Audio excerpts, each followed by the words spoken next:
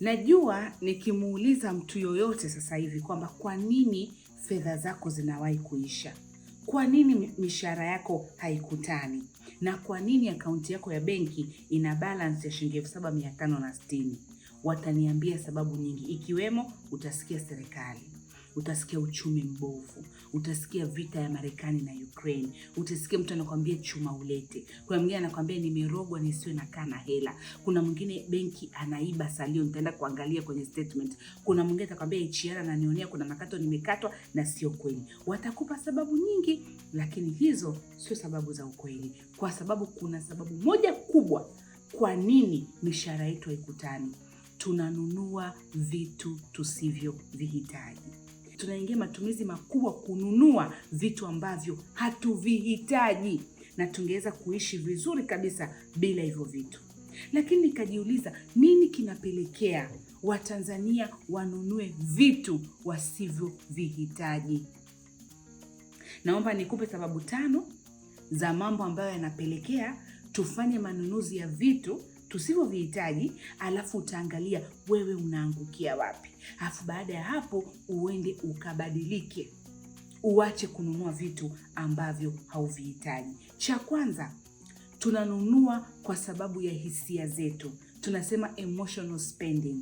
Wanasema ukiwa na furaha sana, ukiwa na huzuni, ukiwa umeboreka, unaweza kununua vitu, kwa sababu kule kununua kitu, kwa mfano umenunua pochi nzuri au mwanamume amenunua kiatu kizuri, kule kuweza kununua kitu kinakufanya unapata temporary happiness.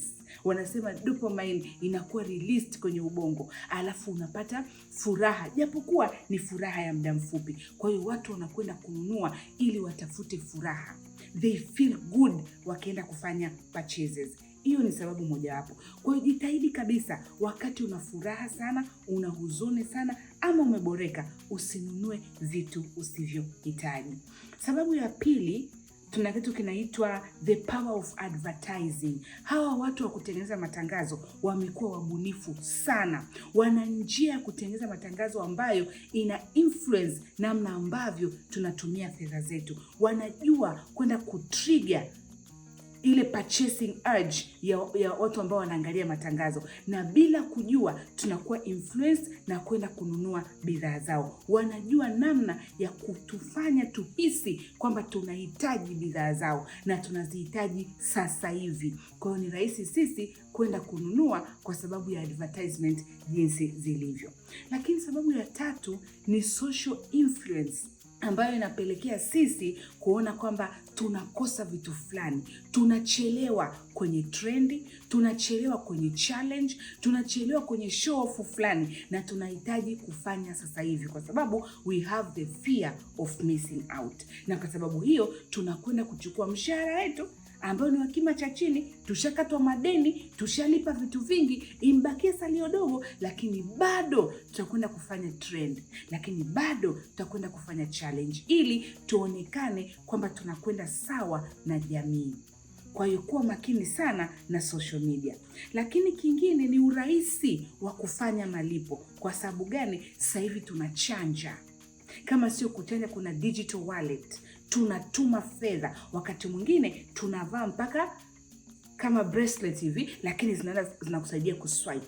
Kwa hiyo kule kufanya malipo kwa urahisi kumefanya tuendelee kununua vitu tusivyohitaji. Una scroll TikTok, unaona kitu kizuri. Kwa mfano unaona perfume, unaweza ukaona pochi, unaweza ukaona sim cover. Tayari simu yako ina cover nzuri, wala haijachakaa, lakini unaona nyingine ina bling bling. Unatoa order, alafu unasema digital payment, unaingiza pale credentials, unalipa. Virtual cards za kufanya malipo. Mwisho wa siku ukichukua bank statement, ukipitia matumizi, ukaona yale ambayo umenunua kwa sababu ya kufanya digital payments, hautaweza kuamini. Kwa hiyo huu urahisi pia unatupelekea kununua vitu, kwa sababu just imagine ingebidi uende Kariakoo ukanunue phone cover, unakaa Goba, ungeona hata ni mbali, lakini kama naweza nikaswipe alafu ananifanyia delivery, why not?